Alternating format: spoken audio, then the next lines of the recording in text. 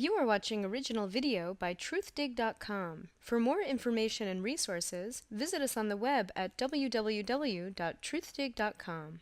I teach in a prison, and my students have taught me what it is to resist.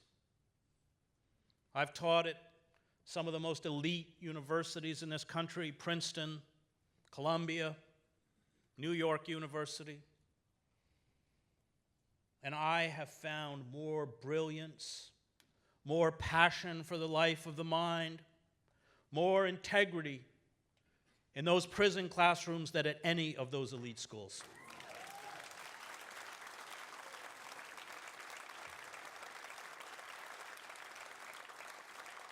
Because learning for them is not about a career. It's not about networking. Many of them know they will die in prison. It is about understanding the world around them, understanding structures of power, and understanding how to resist.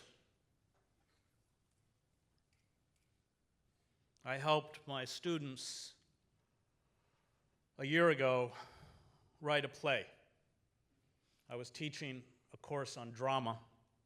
We were reading August Wilson, without question, one of 20th century America's greatest playwrights. And not only as a dramatist, but just I speak as a writer. If you read his play, Fences, it's like Flannery O'Connor. It's absolutely flawless piece of writing. And Wilson chronicled in 10-year cycles the African-American experience, mostly out of Pittsburgh, starting with Joe Turner come and gone.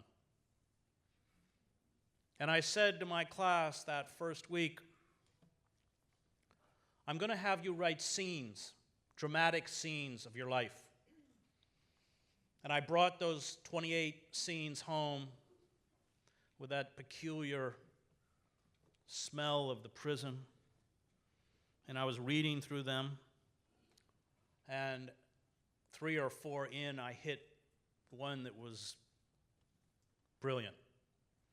And then I hit another one that was brilliant. And I had attracted probably 5 or 6 of the finest, most talented writers in that prison.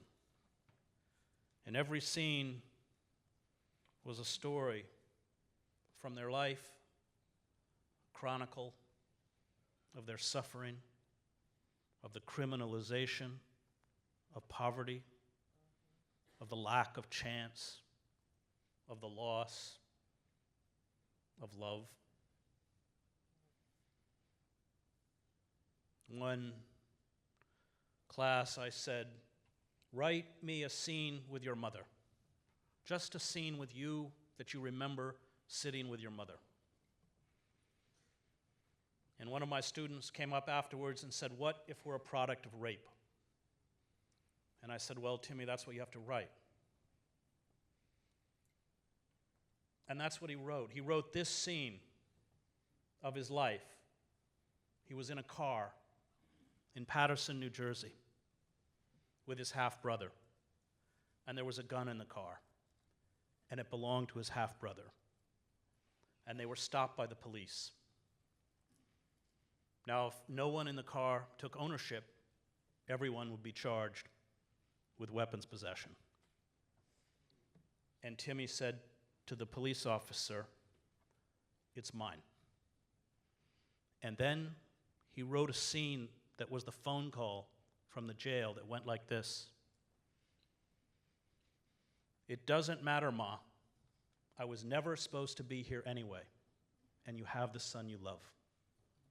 That's why he's sitting in my classroom in prison.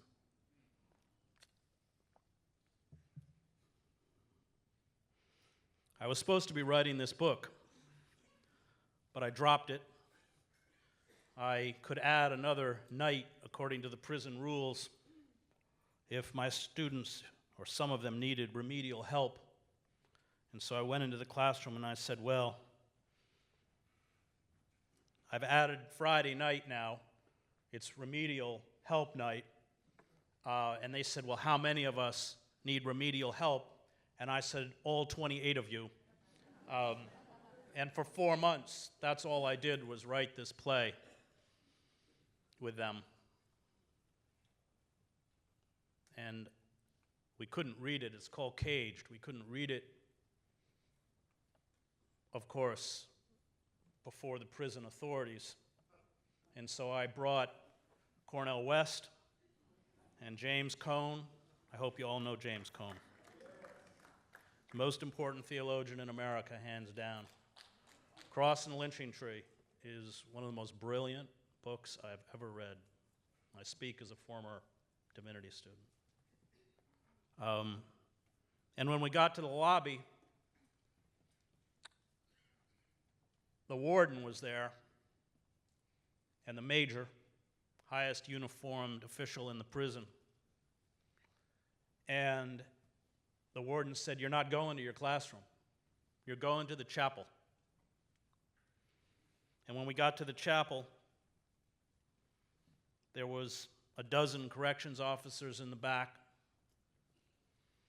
the warden, the major, and of course, any full reading of that play would bring retribution down upon the heads of my students. They all gathered in a kind of huddle to decide what parts of the play they could read, what they couldn't. And I wanted to hear it, but I had to back away. It was theirs. They had to own it. And we read that, Timmy read that section himself. And when he finished, when the play scenes were finished, I asked my students, where is he? And they said, I think he's in the bathroom. And all these guys do in there is lift weights. I'm like one of the munchkins. They're huge. I went in the bathroom, and there, of course, was Timmy shaking and crying in the corner. Over and over, these stories of dignity, a student of mine, arrested at the age of 14, poor, dragged into a police station for a knifing he didn't commit, held in that police station till 2, 3 in the morning, weeping, the boy, told that he must sign. If he signs, he can go home. They were not allowing his family to be in the room with him. He signs. It's a confession. He spends 2 years in the county jail. He goes to trial when he's 16. He's convicted. He's not eligible to go before a parole board until he's 70 years old. I can sit here all night and tell you stories like that. What we have done in our system of mass incarceration, which is neo-slavery. What we have done to poor people of color in this country.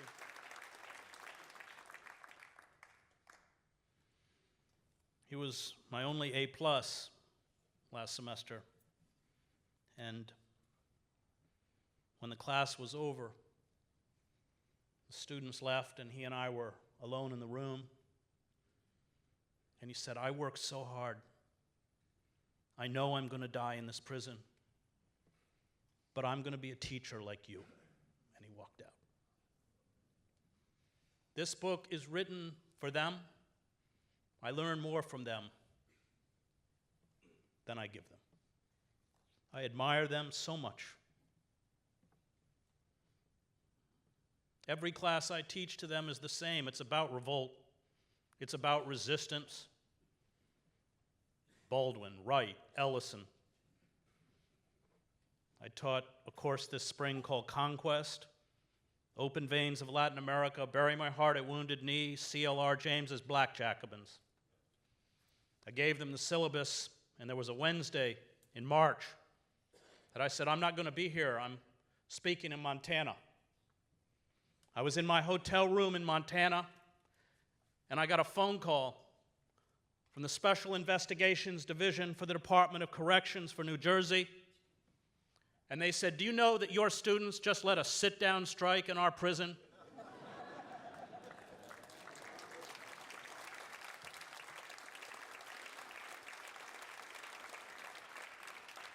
And they said, "We think you're behind it." Now think about it. Think about what that means. They knew what was going to happen, what did happen.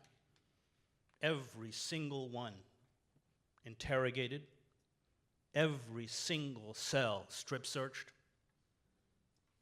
until they found the leaders, moved them out of the prison and put them in isolation. Tens of thousands of human beings in this country are being tortured and driven towards psychological breakdown. And yet they stood up anyway. I was so proud of them. I was so honored to be their teacher.